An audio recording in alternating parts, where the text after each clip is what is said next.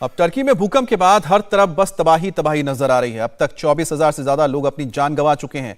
Turkey और Syria दोनों देशों में भूकंप ने सब कुछ बदल दिया है। 27,000 से ज्यादा बिल्डिंगें ध्वस्त हो गई हैं। इतिहास की कई निशानियां मिट गई हैं और टर्की के 10 शहर कब्रिस्तान में तब्दील हो चुके हैं। ना घर बचा है, ना ही वहां रहने वाले लोग बचे हैं, बस सन्नाटा है। एनडीआरएफ की टीम भी टर्की में ऑपरेशन दोस्ती को अंजाम दे रही है। मलबे के अंदर जिंदगी की तलाश कर रही है। टर्की में कैसे रेस्क्यू ऑपरेशन चलाए जा रहे हैं, पूरी जानकारी सीधे टर्की से।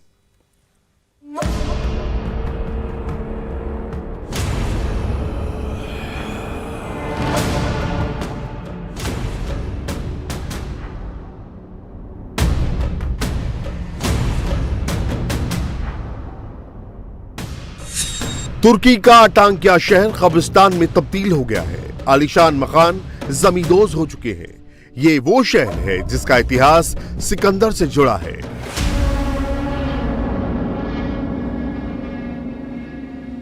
ये अपनी जमीन पर नर्सरी बना के सिर्फ झाड़ बेचकर साल में 2 करोड़ कमाते हैं। उनके सीक्रेट्स को सीखना चाहते हैं तो फ्रीडम ऐप को अभी डाउनलोड करें। इस शहर की पहचान की सारी निशानियां जमींदोज हो गई हैं।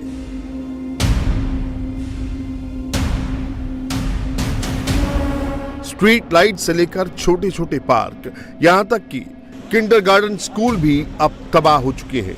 अटांकिया तुर्की का वो शहर भी है जहां पर सबसे पहले चर्च बनने शुरू हुए थे। अटांकिया हाटे प्रांत की राजधानी है। हर बार भूकंप में इस शहर पर सबसे ज्यादा प्रभाव पड़ता है, लेकिन इस बार आए भूकंप ने इसे पूरी तरह से तबाह कर दिया। यहां तक कि लोगों के पास ना तो घर बचा है, ना कोई संपत्ति, ना कोई यादें, और कुछ के लिए तो यहां भविष्य भी नहीं बचा है। तुर्की मुसीबत में है। ऐसे हालात में भारत ने सबसे पहले मदद का हाथ बढ़ाया और भारतीय सेना युद्ध स्तर पर तुर्की में रेस्क्यू चला रही है। सेना के फील्ड हॉस्पिटल में लगातार इलाज जारी है। भारतीय सेना के डॉक्टर बिना रुके, बिना थके पीड़ित लोगों का इलाज कर रहे हैं। भारत की इस मदद से स्थानीय लोगों की आंखें नम हैं और वो मुसीबत की सबसे विकट घड़ी में इंडियन आर्मी की मदद से बेहद खुश हैं। भारत की तरफ से कपड़ों से लेकर जरूरी सामान की खेप भी भेजी गई है। एनडीआरएफ की टीमें भी लगातार मलबों में जिंदगी की तलाश कर रही हैं। एनडीआरएफ की टीम तुर्की में ऑपरेशन दोस्ती को अंजाम दे रही है। तुर्की के नूरदागी शहर में एनडीआरएफ की टीम ने मलबे के ढेर से एक 6 साल की बच्ची को रेस्क्यू किया। बच्ची मलबे के अंदर जिंदा थी, लेकिन उसके परिवार का कोई भी सदस्य जिंदा नहीं बचा था। बच्ची के माता पिता सबकी मौत हो गई थी। रेस्क्यू करने के बाद बच्ची को अस्पताल में भर्ती कराया गया। इस ऑपरेशन में एनडीआरएफ के 2 डॉगी जूलियट और रोमियो ने अहम भूमिका निभाई। ये टर्की का नुरदागी एरिया है और यहां से डेब्री के अंदर से 6 साल की एक मासूम बच्ची को एनडीआरएफ के इन्हीं जाबाज कार्मिकों ने निकाला। साथ में जूली और रोमियो ने उन्हें स्निफ किया। ये वो तस्वीर है जो बताती है, दिखाती है कि एनडीआरएफ ने मुश्किल हालात में निकाला। और हम उन देवदूतों से आपको मिलवा रहे हैं जिन्होंने बेहद बहादुरी दिखाई। एक पूरे उस शील को कट किया और फिर उसके बाद उस बच्ची को निकाला और उस परिवार के सभी लोग जीवित नहीं थे। जूली और रोमियो ने सबसे पहले स्निफ किया। क्या हुआ था वहां पे, कैसे इन्होंने आइडेंटिफाई किया, लोकेट किया? उस सिनेरियो में सबसे पहले मैंने जूली को छोड़ा था। जूली को लाइव विक्टिम सेंट मिलते ही इसने डिगिंग बार्गिंग किया। फिर कंफर्मेशन में मैंने दूसरा डॉग भी छोड़ा। उसके बाद हमारी रेस्क्यू टीम जाके सर्च करी वहां पर, जिसमें एक लाइव विक्टिम पाई गई। ये जूली और रोमियो दोनों थे वहां पर? जी, दोनों थे वहां पर। और इन्होंने ही स्निफ किया था सबसे पहले? जी, पहले इंडिकेशन दिया था, इसके बाद हमारी सर्च टीम सर्च करी वहां पर। जूली और रोमियो इन्होंने स्निफ किया, उस लोकेशन को लोकेट किया, तभी जाके ये 6 साल की मासूम बच्ची जीवित बाहर निकल सकी। तो उसके सर के ऊपर था, जैसे ममता का हाथ होता है, तो उसने, उसकी माँ ने, उसके सिर्फ उस परिवार में वो बच्ची ही जिंदा थी। तो उसका जैसे हमने उसको, बच्ची ने हमें देखा तो उसने आंख को घुमाया, तो हमें लगा कि ये लाइव है और हमने फिर एम्बुलेंस को कॉल किया। उसके बाद एम्बुलेंस आया। सबसे पहले हमने उस बच्ची को एक्सट्रिकेट किया और नीचे जो उसको सर्वाइकल कॉलर और स्ट्रेचर के द्वारा उसको फर्स्ट एड तरीके से देके और अच्छे तरीके से उसको करके एम्बुलेंस को हैंड ओवर कर दिया। तुर्की का नूरदागी इलाका, यहाँ एनडीआरएफ की टीम रेस्क्यू करने में जुटी है। जिस जगह पर रेस्क्यू ऑपरेशन चलाया जा रहा है, यहाँ कभी आलीशान अपार्टमेंट हुआ करते थे, जो सोमवार को आए भूकंप की वजह से मलबे में तब्दील हो चुके हैं। अब यहाँ जिंदगी को बचाने की जंग जारी है। मलबे के अंदर से लाशों के निकलने का सिलसिला भी जारी है। ये टर्की का नूरदाही एरिया है। ये 6 मंजिला इमारत थी। कुल मिला के 50 जिंदगियां अभी भी इस मलबे के नीचे फंसी हुई है और इसीलिए ऑपरेशन दोस्ती के तहत एनडीआरएफ की टीम यहां पर इन्होंने एक कैविटी यानी गड्ढा तैयार किया। उसके जरिए वो अंदर जाने की कोशिश कर रहे हैं।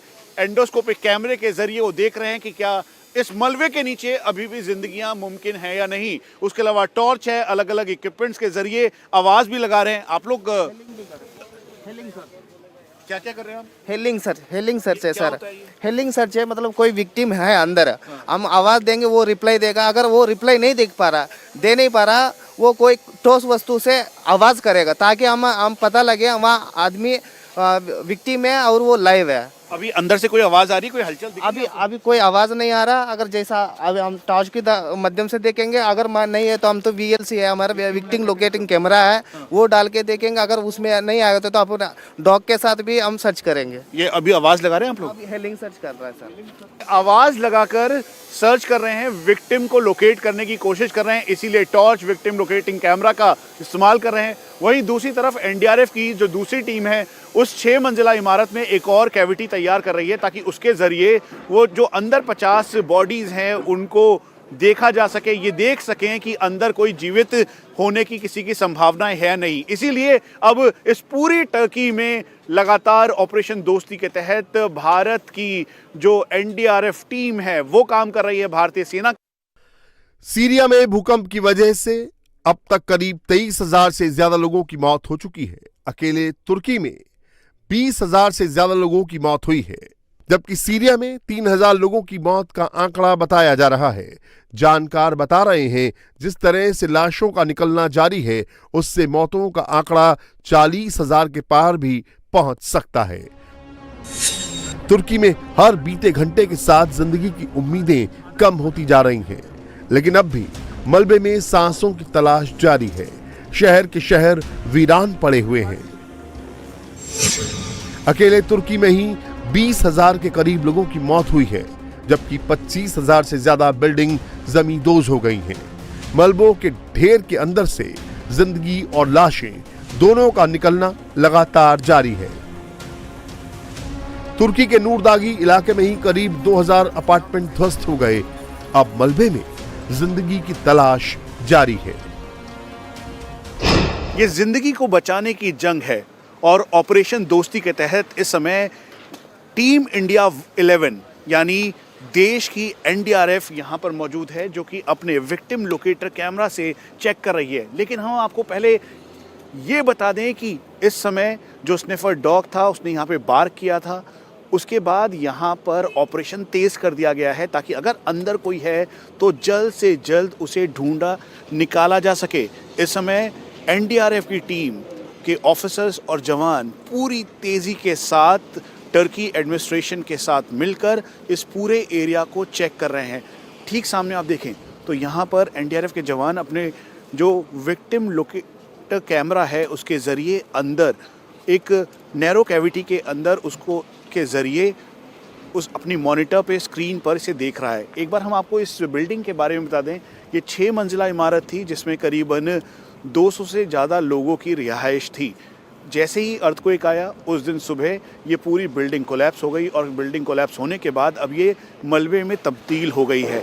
यहाँ पर कई ऐसी चीखें थी जो कि कोई नहीं सुन पाया। छोटे बच्चे थे जिनके साजो सामान अब बाहर पड़े हुए हैं। घर का आशियाना पूरी तरीके से ध्वस्त हो चुका है। अब ये सिर्फ और सिर्फ खंडर बन गया है।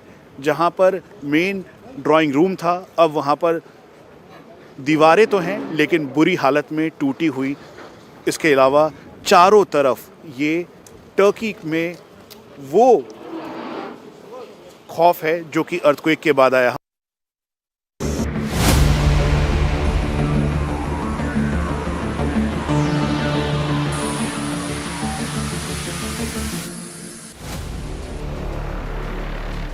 तुर्की में भूकंप लोगों को कैसे जख्म देकर गया उसकी तस्दीक की तस्वीर दे रही है। भूकंप में इस शख्स का सब कुछ तबाह हो गया, बेटी की भी मौत हो गई है। लेकिन जब तबाही का मंजर थमा तब ये पिता अपने खंडहर मकान पर लौटा। उसकी बेटी तो मिल गई लेकिन जिंदा नहीं है। इस हादसे में उसकी मौत हो गई। पिता अपनी बेटी का हाथ पकड़कर बैठ गया। हालांकि तुर्की में रेस्क्यू ऑपरेशन युद्ध स्तर पर जारी है। लोगों में तुर्की की एजेंसियों के साथ भारतीय टीम भी लगी है। इस समय अपनों को अपनों से मिलाने की जंग पूरे टर्की में जारी है। हम इस समय नूरदाही एरिया में हैं और यहाँ पर इस समय इस मलबे के नीचे करीबन 3 से 5 लोग अभी भी फंसे हुए हैं, जिनके लिए यहाँ पर जद्दोजहद की जा रही है। यहाँ के जो रेस्क्यू एंड सर्च ऑपरेशन की टीम है वो स्पेशलाइज्ड टीम है, उनको यहाँ पर भेजा गया। और ठीक नीचे आप देखें तो यहाँ पर जो search and rescue relief operation में जुटे हुए जवान हैं वो अंदर जाकर इसको पूरा हॉलो कैविटी फॉर्म की है और फिर उसके बाद कुल मिला के 3 से 5 लोगों को निकालने की कोशिश की जा रही है। इस पूरी बिल्डिंग के अंदर करीबन 30 से 35 लोग अभी भी दबे हुए हैं, जिनकी कोई भी जानकारी किसी के पास नहीं है। चारों तरफ मलबा है, क्योंकि जैसे ही अर्थक्वेक आया उसके बाद तबाही चारों तरफ थी। लेकिन अभी ये जंग जो है अपने 72 घंटे पूरे कर चुकी है, जिसमें मलबे के नीचे लोग अभी भी फंसे हुए हैं। छोटी मासूम बच्ची को एनडीआरएफ ने निकाला, उसके बाद अब इसी जगह पर और जो लोग हैं उनको निकालने की कोशिश की जा रही है। ठीक सामने एक छोटी सी कैविटी बनाई है। ये कैविटी करीबन 1 फुट की होगी और उसी के अंदर रेंगते हुए, क्रॉल करते हुए जो इस समय टर्की के रेस्क्यू एंड रिलीफ ऑपरेशन के जवान हैं वो अंदर गए, ताकि जो यहाँ पर लोग हैं, ये वो बेटा है जो अपने माँ बाप की फ़िक्र में इस समय यहाँ पर खड़ा है। वो उसकी आँखें पूरी तरह से नम हैं, रोता हुआ वो दिखाई दे रहा है, परेशान है, क्योंकि अंदर वो इंतज़ार कर रहा है अपने पिता और माँ की ज़िंदगी का। इसे नहीं पता कि अंदर कैसी हालत में वो हैं। तुर्की और सीरिया से ऐसी कई तस्वीरें आ रही हैं जहां लोग अपनों की तलाश में इधर उधर भटक रहे हैं। भूकंप का मंजर जब शांत हुआ तब ये पिता अपने घर लौटा। हर तरफ मलबा ही मलबा नजर आ रहा है। इन्हीं खंडरों में वो अपनी बेटी को तलाश रहा है, उसे जोर जोर से पुकार रहा है। उसे उम्मीद है कि अगर बेटी जिंदा होगी तो आवाज सुनकर बोलेगी। ये अपनी जमीन पर नर्सरी बना के सिर्फ झाड़ बेचकर साल में 2 करोड़ कमाते हैं। उनके सीक्रेट्स को सीखना चाहते हैं तो फ्रीडम ऐप को अभी डाउनलोड करें।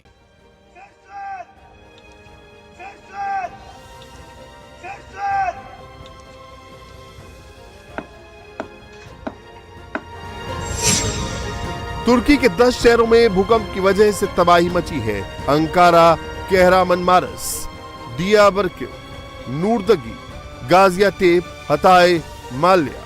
इसके डेरून में भूकंप के झटकों ने लोगों की जिंदगी को बेजार कर दिया है। अब इन शहरों में रेस्क्यू का काम तेजी से हो रहा है। इस समय अलग अलग जगहों पर AFAD के वॉलंटियर्स, जो यहाँ की गवर्नमेंट ऑर्गेनाइजेशन है जो कि डिजास्टर से निपटने के लिए तैयार रहती है, उनके लोग यहाँ पर काम कर रहे हैं। ठीक सामने यहाँ पर जो अपने साथ मेडिसिन इक्विपमेंट के साथ इन बिल्डिंग्स के वो पूरी तरह से मॉनिटर कर रहे हैं और इसीलिए एक कमेटी भी सेटअप की गई है जो कि सभी बिल्डिंग्स को देख सके। इंडिया टीवी हर वक्त हर जगह डाउनलोड करने के लिए सर्च करें India TV news Google play store या ऐप स्टोर पर।